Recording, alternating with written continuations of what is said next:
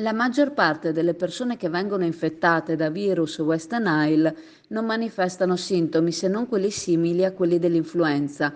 Meno dell'1% tra le persone colpite sviluppa una malattia neuroinvasiva.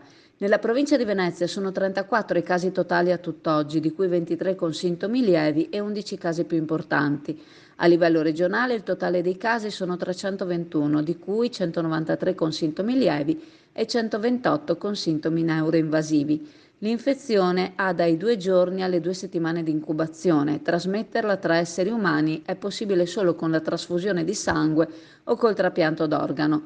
Le raccomandazioni per evitare la puntura di una zanzara che potrebbe essere vettore sono l'uso di repellenti, l'uso di abiti che coprano il corpo il più possibile e usare spray antizanzare con tutte le raccomandazioni del caso.